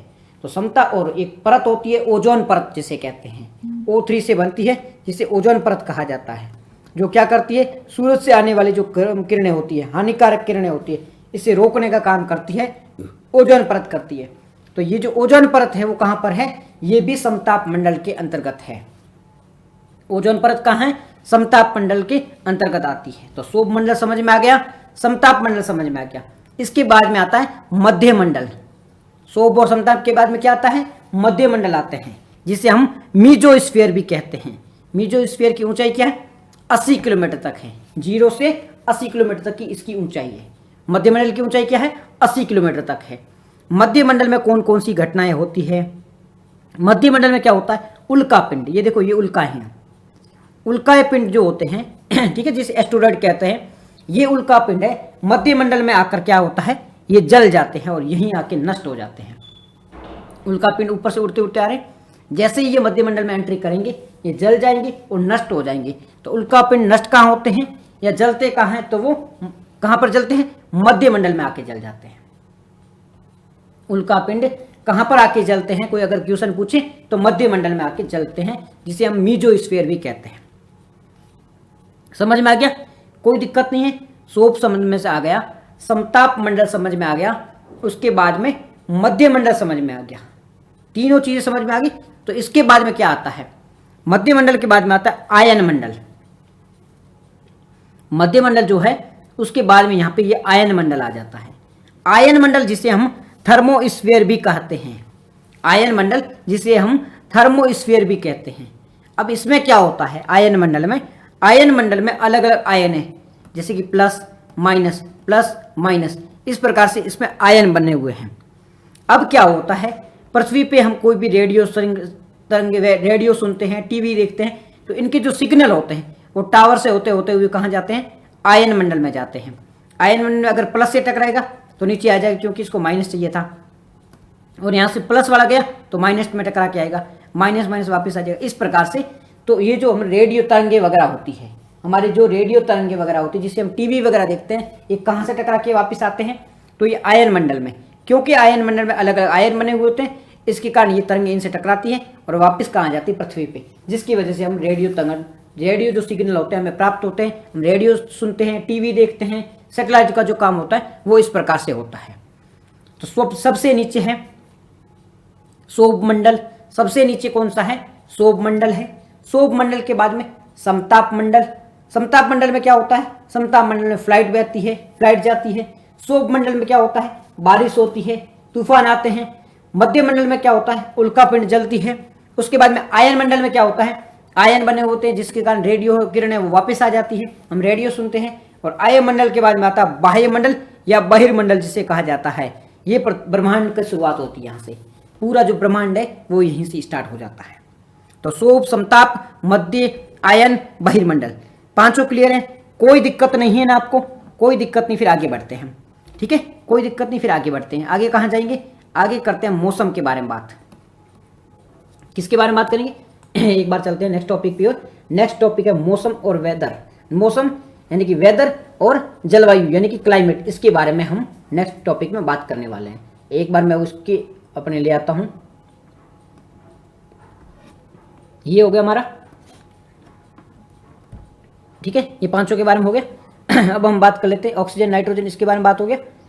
यहां हमने जो चीजें पढ़ ली थी, ये सारी चीजें पढ़ ली थी हमने। अब हम बात कर लेते हैं मौसम यानी कि वेदर के बारे में, जलवायु यानी कि क्लाइमेट के बारे में, इसके बारे में हम बात कर लेते हैं। फर्स्ट ऑफ ऑल बात करते हैं हम मौसम। सबसे पहले हम बात करते हैं मौसम।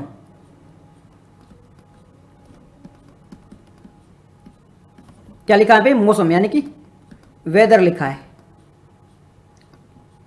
वेदर, वेदर किसे कहा जाता है, मौसम किसे कहा जाता है, कोई बता सकता है, वेदर यानी कि मौसम किसे कहा जाता है। एनीवन, कोई सुन रहा था अभी, कमेंट में बताओ मौसम और वेदर किसे कहा जाता है। तो बात करिए अगर मौसम की, ये जो मौसम शब्द है ये कहां से निकला है, एक उर्दू भाषा का शब्द था मौसमी, उर्दू नहीं फारसी भाषा का एक शब्द था मौसमी, वहां से जन्म हुआ है किसका, मौसम का।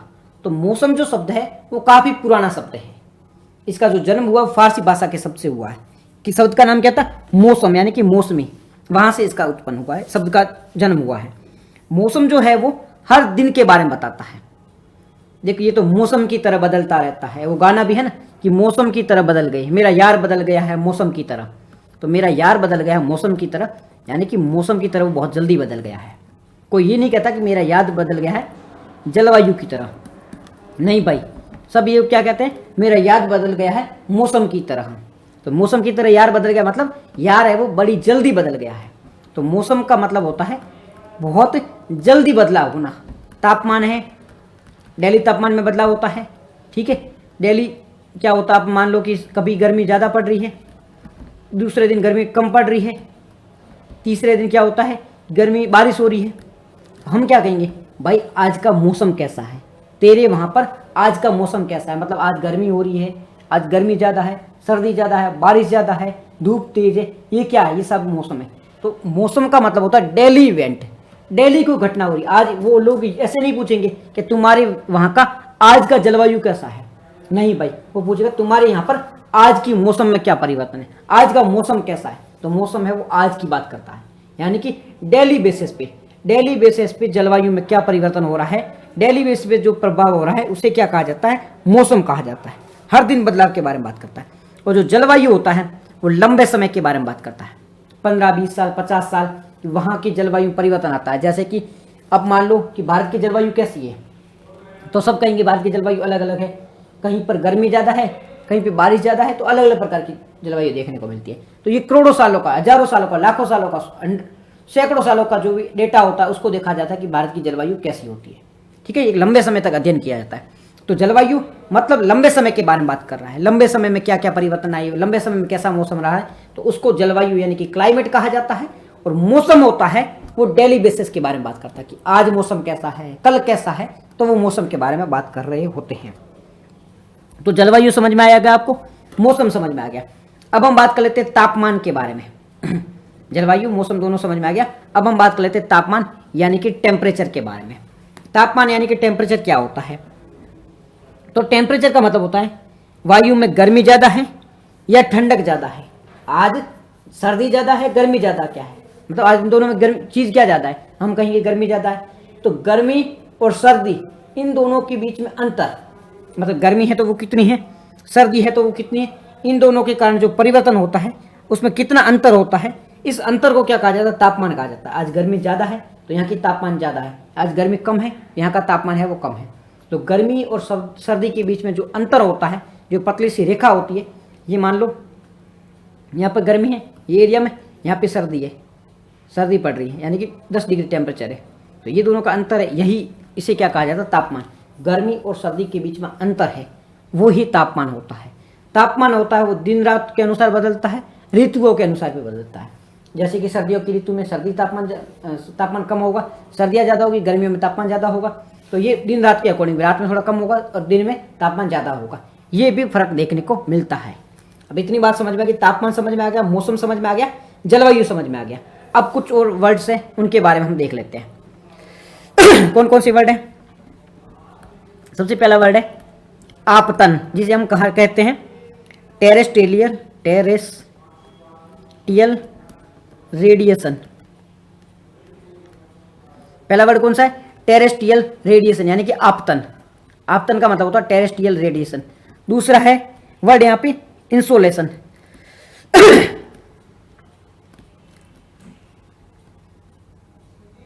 दूसरा वर्ड कौन सा है, इंसोलेशन। इंसोलेशन का मतलब होता है सौर विकिरण, सौर विकिरण यानी कि इंसोलेशन। दूसरा वर्ड समझ में आ गया। तीसरा होता है अल्बिडो, तीसरा है अल्बिडो। अब इन तीनों में अंतर क्या है, आपतन टेरेस्ट्रियल रेडिएशन क्या होता है, सौर विकिरण यानी कि इंसोलेशन क्या होता है, अल्बिडो क्या होता है। बात करें सबसे पहले आपतन यानी कि टेरेस्ट्रियल रेडिएशन के बारे में, तो मान लो मैं आपको एक एग्जांपल देके समझाता हूँ। ये आपका घर है, ठीक है, ये मान लो यूपीएससी का सेंटर है। अब यहाँ से यूपीएससी के लिए लोग एग्ज़ाम देने आ रहे हैं।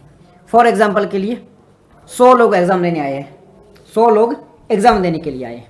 अब 100 लोगों में से क्या हुआ, यहाँ पे 100 ही 100 पहुँच गए, एग्ज़ाम देने के लिए 100 पहुँच गए। तो ये सबसे पहले क्या होगा, अभी 100 लोग पहुँच गए हैं एग्ज़ाम देने के लिए, बस से ट्रेन से कैसे भी धक्के खाते खाते 100 लोग सेंटर पे पहुँच गए हैं।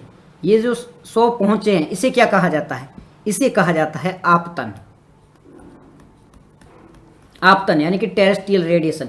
टेरेस्ट्रियल रेडिएशन किसे कहा जाता है, सूरज की किरणें धरती की सतह पर आ पाती है। सूरज की किरणें हैं वो, कितनी किरणें हैं वो धरती की सतह पर आ जाती है, बीच में रुकने के बाद में कितनी किरणें हैं वो धरती की सतह पे आ जाती है। जैसे कि 1000 जनों ने फॉर्म भरा था, उसमें से 900 जने रह गए, किसी न किसी कारण के कारण रह गए, ओनली 100 जने हैं वो वही एग्जाम देने आ पाए। तो वो 100 जने आ पाए वो कौन है, वो आपतन कहा जाएगा। यानी कि धरती की किरणें, सूर्य की किरणें हैं, कितनी किरणें हैं वो पृथ्वी की सतह पे आ गई है, अगर ओनली आना है, ओनली आना है, आ गई मतलब वो आपतन कहलाएगा।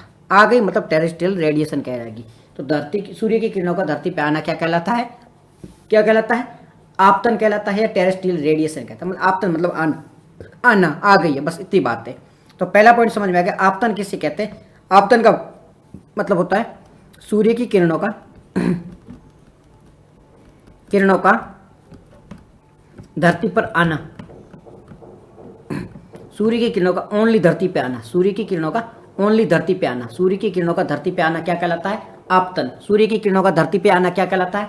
आपतन, यानी कि टेरेस्ट्रियल रेडिएशन कहलाता है। सूर्य की किरणों का धरती पे आना या इसे क्या कहा जाता है? इसे टेरेस्ट्रियल रेडिएशन यानी कि आपतन कहा जाता है।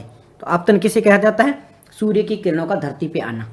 पॉइंट क्लियर हो गया? सूर्य की किरणों का धरती पे आना है, धरती पे आ रही है, ना वापिस जाने की बात कर रहे हैं, ना रुकने की बात कर रहे हैं, ओनली आने की बात करें। कोई मेहमान है वो आपके घर पे आ रहे हैं, ओनली हम आने की बात करें, रुकने की बात नहीं।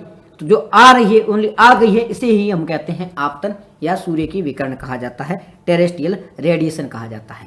तो आपतन आपको समझ में आ गया, ठीक है। तो आपतन के बाद में दूसरा जो वर्ड है वो है इंसोलेशन, यानी कि सौर विकिरण। अभी ये इंसोलेशन क्या होता है? इंसोलेशन यानी कि सौर विकिरण। इंसोलेशन का मतलब होता है, सौर विकिरण का मतलब होता है मेहमान है वो आपके घर पे आ गए थे, जिसे हमने क्या कहा था? आपतन। मेहमान आपके घर पे आ गए जिसे हमने आपतन कहा था, परंतु ये मेहमान है वो रुक गए हैं, ये मेहमान यहाँ पे रुक गए हैं। आपतन का मतलब होता है आना, रुक जाना। आ तो कहीं साथ ही साथ में रुक जाना है। हमने ऊपर एग्जाम्पल दिया था, यूपीएससी के लिए 100 जनों ने, मतलब 1000 जने थे, उसमें से 100 जने हैं वो एग्जाम देने आ गए थे। अब 100 में से कितने लोगों ने प्रीलिम पास किया है? कितने लोगों ने प्रीलिम पास किया है, यानी कि रुक गए हैं यूपीएससी के लिए। तो वो क्या कहलाता है? वो कहलाता है सौर विकिरण यानी इंसोलेशन। इंसोलेशन का मतलब होता है सूर्य की किरणें पृथ्वी पे पड़ रही है, उसमें से कितनी किरणें हैं वो सूर्य द्वारा, पृथ्वी द्वारा अवशोषित कर ली जाती है। मतलब सूर्य की किरणें पृथ्वी पे पड़ रही है, पड़ना क्या कहता है? आपतन कहलाता है। परंतु कितने किरणों का यहाँ पे अवशोषित हो जाती है, रुक जाती है, वापिस नहीं जाती है। आना आपतन है, रुक जाना, आ तो गई उसके बाद रुक गई है, रुक जाना क्या कहलाता है? रुक जाना ही कहलाता है इंसोलेशन। इंसोलेशन का मतलब होता है सूर्य की किरणों का पृथ्वी पे आकर रुक जाना। आना है खाली क्या कहलाएगा? आना मतलब आपदाना। अगर आपको कोई पूछे सूर्य की किरणें पृथ्वी पर आ रही है, ओनली आई है, तो वो आपतन है। परंतु अगर रुक जा रही है वो, अगर वो रुक जा रही है तो वो क्या है? तो वो क्या कहलाता है? इंसोलेशन। इंसोलेशन का मतलब होता है रुक जाना। इंसोलेशन का मतलब होता है रुक जाना। तो आपतन समझ में आ गया? आपतन किरणों का आना आपतन कहलाएगा। दूसरा है किरणों का रुक जाना, ये क्या कहलाएगा? इंसोलेशन।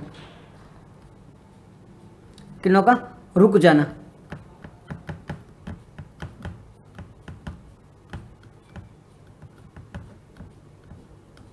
किरणों का रुक जाना, ये क्या कहलाता है? इंसोलेशन कहलाता है। आना आपतन, रुक जाना इंसोलेशन कहलाता है। तीसरा है आना आपतन, रुक जाना इंसोलेशन। तीसरा कौन सा है? अल्बिडो। तीसरा क्या होता है? अल्बिडो। अब ये अल्बिडो क्या होता है? पहले सूर्य की किरण आ गई, हमने आपतन कह दिया, फिर किरण है वो रुक गई, क्या कहलाता है? इंसोलेशन कहलाता है। ठीक है। अब अल्बिडो का मतलब होता है वापिस जाना। मेहमान आपके घर आ गए थे, आई, आपतन कहलाया, कुछ दिनों के लिए यहाँ पे रुक गए, इसे क्या कहा हमने? जो रुक गई उसे क्या कहा है? उसे कोई भगा तो नहीं जा सकते, इसलिए इनको मतलब अच्छा नाम दे दिया, इंसोलेशन दे दिया। आना आपतन था, रुक जाना इंसोलेशन कर दिया। परंतु सारे तो रुकेंगे नहीं, किसी को तो वापस भी भेजना पड़ेगा, तो जो वापस भेज दिए गए उनको एल्बिडो कहा जाता है। आना आपतन था, आ जाओ कोई दिक्कत नहीं, वापिस चले गए कोई दिक्कत नहीं, वापिस जाओ, उसे क्या? इंसोलेशन कह दिया। और जो वापिस चले गए उनमें से नहीं, आना आपतन था, रुक जाना इंसोलेशन, जो वापिस चले गए उसे अल्बिडो कहा जाता है। अल्बिडो का मतलब होता है सूर्य की किरणें जो धरती की सतह पे आती है, सूर्य की किरणें जो धरती की सतह पे आती है वो आपतित कहलाती है। उसके बाद में कुछ किरणें हैं वो रुक जाती है, जिसे इंसोलेशन कहते हैं। और कुछ किरणें होती है वो कहाँ? वापिस चली जाती है, कुछ रुक जाती है और कुछ वापिस चली जाती है, इसे हम अल्बिडो कहते हैं। अल्बिडो का मतलब होता है सूर्य की किरणों का वापिस जाना। सूर्य की किरणें आई, टकराई वापस चली जाएगी, इसे क्या कहा जाएगा, इसे अल्बिडो कहा जाता है। अभी ये जो अल्बिडो शब्द है इसको थोड़ा ध्यान रखना, ये कहाँ पर, सूर्य की एक मान लो आप है ना, सूर्य की किरणें पृथ्वी की सतह पे आ रही है, तो सबसे ज्यादा कहां पर अवशोषित हो जाती है, इंसोलेशन सबसे ज्यादा कहां होगा, यानी कि आएगी कहां, रुकेगी कहां पर ज्यादा, और कहां पर बाहर जल्दी जाएगी। 3 वर्ड है, सबसे ज्यादा कहां पर आएगी, सूर्य की किरण सबसे ज्यादा कहां पर आएगी, तो ये पृथ्वी के ये जो है ना ऊपर 23 डिग्री ऊपर और 23 डिग्री नीचे, करक और मकर के बीच में, यहां सबसे ज्यादा आएगी। सूर्य की किरणें सबसे ज्यादा कहां आएगी, करक और मकर के बीच में आएगी। तो पहला पॉइंट क्लियर होगा, सूर्य की किरणें सबसे ज्यादा कहां आ रही, यहां पर। अब रुक कहां पर ज्यादा आ रही है, रुक कहां पर ज्यादा है, जहां पर कंक्रीट ज्यादा है, कंक्रीट ज्यादा है वहां पर उसे क्या जाता है, टेरेस्ट्रियल रेडिएशन है वो इंसोलेशन के कारण रुक गई है, यानी कि जहां पर कंक्रीट ज्यादा है वहां पर ये रुक जाती है। अब ये रुक गई है, ठीक है, पहले आ गई फिर रुक गई, रुक गई तो क्या कहा हमने, रुक गई तो मैं इंसोलेशन कर दिया, बट वापिस चली गई, वापिस कर चली गई, जिसे हमने अल्बिडो कहा है। तो ये अल्बिडो कहाँ का ज्यादा होगा, अल्बिडो होगा बर्फ का। बर्फ सफेद कलर का होता है, ठंडा भी होता है, इसलिए बर्फ के कारण सूर्य की किरणें अवशोषित कम होती है, बर्फ के कारण सूर्य की जो किरणें अवशोषित कम होती है। इसका मतलब है कि जो बर्फ है, सूर्य की किरणें पृथ्वी पे आ गई, अब ये बर्फ है, ये बर्फ के कारण सूर्य की किरणें वापस चली जाती थी। आना, आपतन, रुक जाना क्या कहलाता है हमने, रुक जाना इंसोलेशन, वापस चला जाना अल्बिडो है। सूर्य की किरणें बर्फ पर आ जाती है, वापस चली जाती है, इसे क्या कहा जाता है, इसे हम कहते हैं अल्बिडो। अल्बिडो का मतलब होता है सूर्य की किरणें कितनी है वो वापस जा रही है, वो क्या कहलाती है, अल्बिडो। आपतन समझ में आ गया, ठीक है, इंसोलेशन समझ में आ गया और अल्बिडो समझ में आ गया। अल्बिडो कहाँ का ज्यादा होगा, बर्फ का ज्यादा होगा, बर्फ का अल्बिडो है ज्यादा होगा। साथ ही साथ में फिर रेगिस्तान का, फिर आपको यार रेगिस्तान का ज्यादा कैसे हो सकता है अल्बिडो, रेगिस्तान देखो बर्फ तो व्हाइट होता है, बर्फ की सूर्य किरणें होती है, आएगी वापस चली जाएगी, इसलिए सफेद कलर होता है ना, उसका अल्बिडो ज्यादा होगा। सफेद कलर में आप कहते हैं गर्मी कम लगती है, क्योंकि उसका अल्बिडो ज्यादा होता है, वो किरणें आएगी और वापस चली जाएगी। ब्लैक में क्या होता है, ब्लैक है वो अवशोषित कर लेते हैं, इसलिए इसका अल्बिडो कम होता है। उसी प्रकार बर्फ में अल्बिडो ज्यादा होता है, रेगिस्तान में भी होता है, क्योंकि मिट्टी हल्की होती है, वो सूर्य की किरणों को वापस रिफ्लेक्ट कर देती है, रोक के नहीं रखती, तो रेगिस्तान का भी अल्बिडो ज्यादा होता है। फिर जो फॉरेस्ट वगैरह होती है उनका अल्बिडो कम होता है, यानी कि वो अवशोषित ज्यादा करता है, क्योंकि फॉरेस्ट में बहुत सारे पेड़ पौधे वगैरह होते हैं, वो सूर्य की किरणों को अवशोषित कर लेते, इसलिए वजह से अल्बिडो वहाँ का वो हो जाता है कि वापस किरणों को कम भेजता है, ठीक है। तो सूरज की किरणें कहाँ पर ज्यादा, बर्फ में, बर्फ का अल्बिडो ज्यादा है, रेगिस्तान का भी ज्यादा है, रेगिस्तान में वापस ज्यादा भेज दी जाती है, बर्फ में भी ज्यादा भेज दी जाती है। और बात करें जंगलों में, जंगलों में थोड़ी कम भेज दी जाती है। कंक्रीट होती है ना, कंक्रीट, वहाँ का एल्बिडो यानी कि वहाँ पे दिक्कत ज्यादा होती है, कंक्रीट में जब सूर्य की किरणें पड़ेगी तो वो वापस कम जाएगी, इसलिए कंक्रीट है बहुत ज्यादा दिक्कत कर सकती है। जो कंक्रीट मकान ऊपर वगैरह भी होती है, बिल्डिंगों वगैरह पे, तो ये सारे अल्बिडो को बढ़ाने के लिए होती है। तो 3 चीज समझ में आ गई, आपतन समझ में आ गया, इंसोलेशन और अल्बिडो, 3 समझ में आ गई, यहाँ तक कोई दिक्कत नहीं होनी चाहिए, ठीक है, कोई दिक्कत नहीं है। अब हम बात कर लेते हैं वायु दाब यानी कि एयर प्रेशर के बारे में। किसके बारे में बात कर लेते हैं, वायु दाब यानी कि एयर प्रेशर के बारे में। अभी हमने वायु चक्कर के बारे में बात की थी, सेम प्रकार का वायु दाब है। वायु दाब का मतलब होता है एयर में कितना प्रेशर है, लो प्रेशर होता है, हाई प्रेशर होता है। लो प्रेशर का मतलब क्या होता है, जहां पर हवाएं हैं वो गर्म है वहां पे लो प्रेशर है, हवाएं हैं वो ठंडी है वहां पर हाई प्रेशर होता है। तो वायु का दबाव क्या होता है, तो वायु पे जो दबाव डलता है, ये जो एयर होती है इसके ऊपर कितना दबाव पड़ता है, इसे वायु दाब कहा जाता है। जैसे जैसे ऊंचाई बढ़ेगी, ये पृथ्वी की सतह है, इससे जैसे जैसे आप ऊपर जाओगे वायु दाब है वो कम होगा, सॉरी ऊपर जाने पे वायु दाब बढ़ेगा, जैसे जैसे ऊंचाई बढ़ेगी वैसे वायु दाब बढ़ेगा। क्या कह रहा था मैं, वायु दाब के बारे में बात कर रहा था। वायु दाब की बात करूं, वायु दाब सबसे ज़्यादा कहाँ होगा, पृथ्वी की सतह पे ज़्यादा होता है। पृथ्वी की सतह पर क्यों ज़्यादा होता है, क्योंकि हमारे ऊपर कई सारी जो गैसेस होती है वो चलती रहती है, बहुत सारी जो वायु है वो हमारे ऊपर है, बहुत सारी जो वायु हमारे ऊपर है, इसका मतलब उनका भार भी हमारे ऊपर होगा। अगर बहुत सारी वायु है वो हमारे ऊपर है, इसका मतलब है कि हमारे ऊपर बहुत ज़्यादा भार है। हमारे मतलब हमारा शरीर, आप मान लो यहाँ पे खड़े हो, कहाँ पे खड़े हो, यहाँ खड़े हो, ये हवाओं का आप पर बहुत ज़्यादा भार है, हवाओं का आप पर बहुत ज़्यादा भार है, इसका मतलब यहाँ पे वायु दाब ज़्यादा है। तो पृथ्वी की सतह पर बहुत ज़्यादा वायु का दाब होता है। पृथ्वी की जो सतह होती है वहाँ पर वायु दाब बहुत ज़्यादा होता है, परंतु जैसे जैसे ऊपर आप जाओगे, जैसे जैसे ऊपर जाओगे वैसे क्या होता है, हवाएं होती है वो कम होती जाती है, ऊपर जाने पे हवाएं है वो कम होती जाती है, और जैसे हवा कम होगी इसका मतलब क्या होगा, वायु दाब है वो कम होता जाएगा।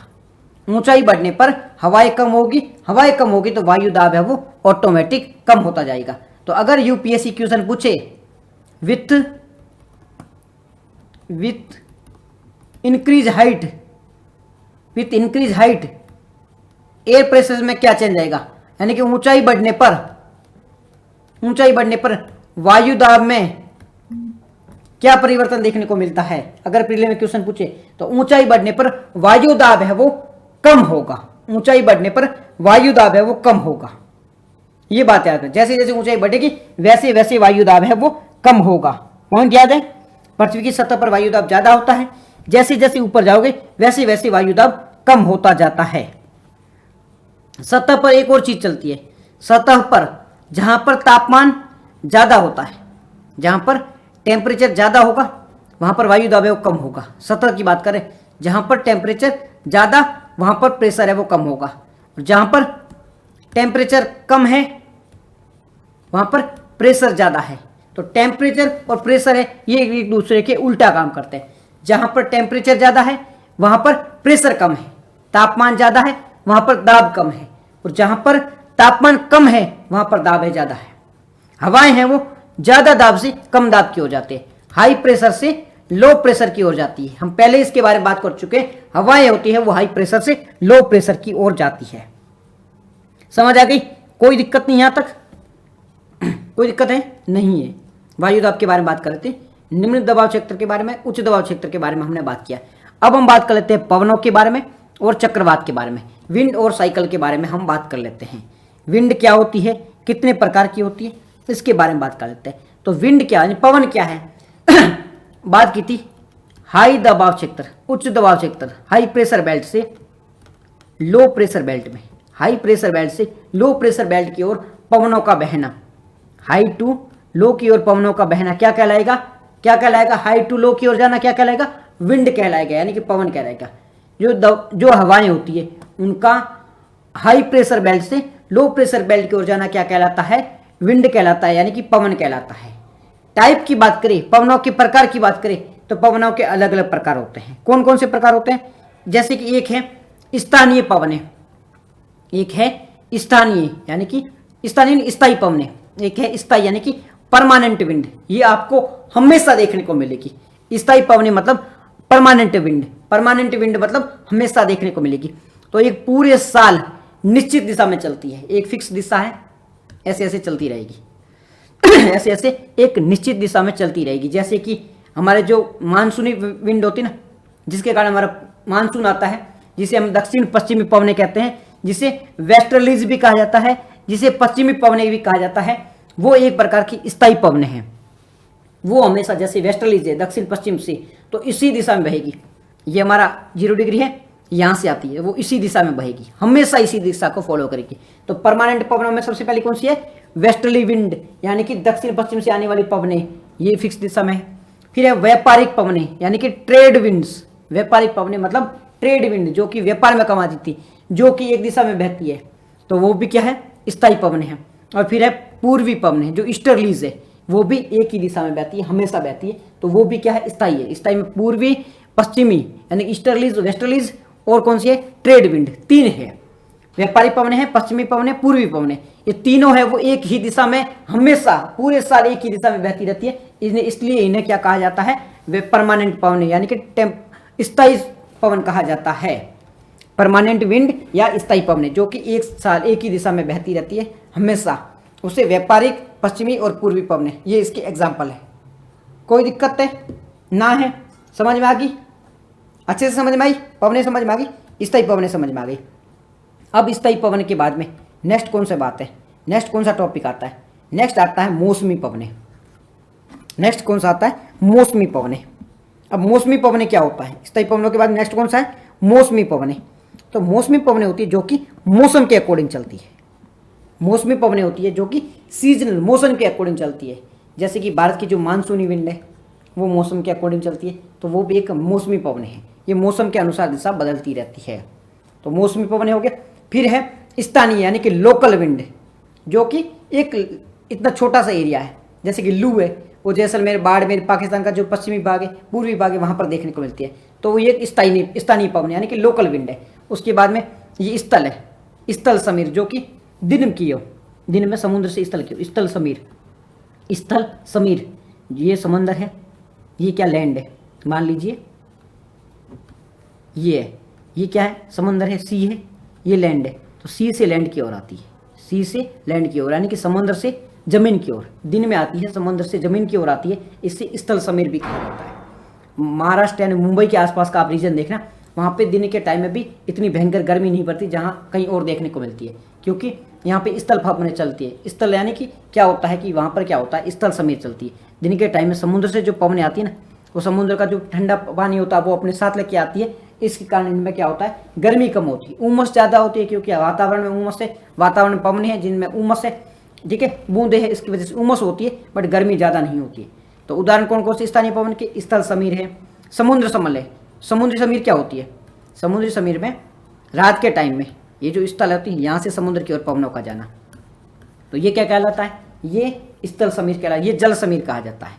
स्थल समीर ये कि समुद्र से स्थल की ओर आना, जल समीर मतलब स्थल से समुद्र की ओर जाना। स्थल समीर, स्थल का मतलब होता है जमीन, स्थल का मतलब जमीन, समुद्र से जमीन पर आ रहा है, समुद्र से जमीन पे आ रहा है, वो क्या है, स्थल समीर है। समुद्र से जमीन पे आ रहा है जो कि स्थल है, और स्थल यानी कि लैंड से वापस कहाँ, समुद्र में जा रहा है, जमीन से समुद्र की ओर जा रहा है, उसे कहा जाता है, उसे कहा जाता है समुद्र समीर। समुद्र में आ रहा है वो समुद्री है, स्थल पे आ रहा है वो स्थल है, ठीक है। लू है, लू भी भारत में चलती है, जो कि एक स्थानीय पवन है। समझ में आ गया। अब बात करते हैं हम साइक्लोन यानी कि चक्रवात के बारे में। चक्रवात क्या होते हैं, चक्रवात की बात करूं, हाई प्रेशर से लो प्रेशर की ओर तेज गति से पवनें आती हैं। हाई प्रेशर यानी कि उच्च दबाव क्षेत्र से निम्न दबाव क्षेत्र की ओर तेज गति से पवनें बहती हुई आती है, स्पीड से आती हुई है। यहाँ पर आके ये लो प्रेशर होता है, पवन ऊपर उठ जाती है और वापस यहाँ से चलना स्टार्ट हो जाती है। इस प्रकार से एक साइकिल बन जाता है, इस प्रकार से एक साइक्लोन बन जाता है, यानी कि हाई प्रेशर से लो प्रेशर से पवन एक स्पीड में आती है, इसके कारण एक साइकिल बन जाता है, एक चक्र बन जाता है, इसे ही चक्रवात कहा जाता है। इससे भारी तबाही होती है, तेज गति से आती है और इसके कारण तबाही देखने को मिलती है, जो कि हमें ओडिशा में 1999 में देखने को मिली थी, 1999 में ओडिशा में देखने को मिली थी। ठीक है, ये चीज़ समझ में आ गई। यहाँ पे सारी बातें एग्जाम्पल दे रखा है, जो काम की नहीं ओडिशा में आई थी, इसका क्या प्रभाव देखने को मिला था, ये हमारे काम की नहीं है। तो ये स्थल पवन के बारे में आपको समझ में आ गया। नेक्स्ट है आर्द्रता यानी कि ह्यूमिडिटी। ह्यूमिडिटी, आर्द्रता क्या होती है, ह्यूमिडिटी क्या होती है। आर्द्रता का मतलब होता है जो हमारी हवाएं होती है, हवाओं में पानी कितना मौजूद है, जो हमारी हवाएं हैं, जो हमारे आसपास में हवाएं बह रही है, उसमें जल वाष्प की मात्रा कितनी है, पानी की मात्रा कितनी है। तो हवाओं में यानी कि वायुमंडल में जो जल की मात्रा, ये वायु है, इसमें ये जल की मात्रा है, वो क्या कहलाती है, आर्द्रता, ह्यूमिडिटी कहलाती है। वायुमंडल में जो पानी की मात्रा है उसे क्या कहा जाता है, ह्यूमिडिटी कहा जाता है। अभी ह्यूमिडिटी क्या होता है, ह्यूमिडिटी होते हैं बारिश के कारण ये गर्मी ज़्यादा पड़ेगी तो ये भाप बन के ऊपर उठ जाएगी। ह्यूमिडिटी में क्या होता है, गर्मी ज़्यादा पड़ेगी तो ये बादलों में जो ह्यूमिडिटी होती है, बादलों में जो पानी की बूंदी होती है वो गर्म होगी, गर्म होकर भाप बनेगी, भाप बन के वो ऊपर उठ जाती है और वापस आती, वापस इस प्रकार से ये काम चलता रहता है। अब ये इसके बारे में बात हुई आर्द्रता के बारे में। अब एक और टर्म है कि यहाँ पर बारिश कैसे होती है, इसके बारे में एक और शब्द दिया गया है, बारिश कैसे होती है। तो बारिश का रीजन बताते हैं। ये पृथ्वी है, ठीक है, ये पृथ्वी है, यहाँ पर सूर्य की किरणें पड़ रही है, समंदर पे भी पड़ रही, पृथ्वी भी पड़ रही है। अब यहाँ पे क्या हुआ, यहाँ पे गर्मी बहुत भयंकर पड़ी, गर्मी पड़ी तो यहाँ पे जो किरणें होती है ये ऊपर उठ गई, यहाँ पे जो हवाएं थी ये ऊपर उठ गई, क्योंकि गर्मी के कारण ये हल्की होगी, हल्की होकर ऊपर उठ गई। ये समुद्र था, समुद्र पे भी गर्मी पड़ी, समुद्र पे भी जो पानी थी बूंदे, ये पानी है वो वाष्प बन के ऊपर उठ गया। गर्मी के कारण समुद्र का जो पानी था वाष्प बन के ऊपर उठ गया, ये भी पानी ऊपर उठ गया। अब ऊपर जाएगा, यहाँ पे ये समुद्र का पानी वाष्प बन के ऊपर गया, काफ़ी ऊपर गया। ऊपर जाने के जैसे जैसे ऊंचाई बढ़ेगी वैसे तापमान कम होगा, जैसे ऊंचाई बढ़ेगी वहाँ पे प्रेशर भी कम होता है, ठीक है, और तापमान भी कम होता है। ये ऊपर गया, अब यहाँ का तापमान कम हो गया था, अब तापमान कम होने से क्या होगा, ये ऊपर आ गया, ये यहाँ से यहाँ आ गया, तापमान कम हो गया, ठीक है। अब तापमान कम होने के कारण एक बूंद थी, ये मैं फिर से समझाता हूँ। ये समंदर है, समंदर से गर्मी के कारण कोई भी पानी आप गर्म करो किसी भी गैस के चूल्हे पर, गर्म होने के बाद पानी है वो भाप बन के ऊपर उठेगा। तो वैसे समुद्र में भी पानी गर्म होगा, ऊपर उठा, ऊपर उठ के यहाँ पे धीरे धीरे क्या होगा, ये ठंडा हो जाएगा, ठंडा होकर बूंद बन जाएगी, एक दो बूंद तीन बूंद ऐसे बूंद बूंद होते हुए एक पूरा बादल बन जाएगा। धीरे धीरे क्या होगा, सारी बूंदें मिलकर एक बादल का निर्माण करेगा। अब बादल क्या होगा, धीरे धीरे आगे बढ़ेगा, जैसे जैसे आगे बढ़ रहा है बीच में अगर कोई पर्वत आ गया तो इससे टकरा के बारिश कर देगा। अगर कोई पर्वत नहीं आ रहा है तो नॉर्मल भी आगे बढ़ रहा है, धीरे धीरे यहाँ पे जाके क्या है, भारी हो जाएगा। भारी होने के कारण ये इसकी खुद ब खुद जो पानी होगा वो नीचे छोड़ देगा, भारी होगा, भारी होने के कारण बारिश के रूप में ये पानी को नीचे छोड़ देगा। इस प्रकार से बारिश होती है। बारिश कैसे होती है? बारिश में यही होता है कि पानी गर्म होता है, गर्म होकर ऊपर उठता है, ऊपर उठ के फिर बूंदें जमती है, बहुत सारी बूंदें मिलकर बादल बनाता है, बादल आगे बनता है, बादल संघनित होता है, ठंडा होता है, उसमें वाटर होल्डिंग की कैपेसिटी नहीं होती, इसके कारण बारिश होती है। तो ये बारिश का कौन सा टॉपिक समझ में आ गया? कितने प्रकार की बारिश होती है, बारिश कितने प्रकार की होती है? तो बारिश अलग अलग होती है। एक होती है संवहनी यानी कन्वेंशनल रेन। ये क्या होती है? ये गर्मी के कारण हवा ऊपर उठती है, जिसके कारण जो बारिश होती है जिसे कन्वेंशनल या संवहनी वर्षा भी कहा जाता है। दूसरी होती है पर्वतीय यानी कि ओरोग्राफी वर्षा। इसमें क्या होता है? पहाड़ से टकराते हैं, जैसे बादल जा रहे हैं, पहाड़ से टकरा, इसके कारण जो बारिश होगी उसे क्या कहा जाएगा? ओरोग्राफी कहा जाएगा। जो बादलों के कारण, पहाड़ों के कारण बारिश देखने को मिलती है। फिर साइक्लोनिक यानी कि चक्रवात के कारण जो बारिश होती है उसे साइक्लोनिक वर्षा कहा जाता है। ठीक है, ये हमारा पूरा टॉपिक था। इससे ये थोड़ा बहुत चीज़ें देख लो, ये देख लो ऊपर गई, ये बारिश हो रही है, इस प्रकार से याद रहता हो। तो ये पूरा हमारा टॉपिक था। ये कुछ क्वेश्चन देख रखे पीछे, इसे प्लीज़ जरूर अटेंड करना, ट्यूशन को जरूर अटेंड करना, ताकि क्या हो, आपको एक्सपीरियंस हो जाए कि कैसे क्वेश्चन यूपीएससी पूछ सकती है। ठीक है, तो आज की डिस्कशन में इतना ही था। ये हमारा एनसीईआरटी का चौथा चैप्टर है, वो कंप्लीट हो गया। कल मिलते हैं एक नए चैप्टर के साथ में। जय हिंद, जय भारत। तब तक आप सभी अपना ध्यान रखो।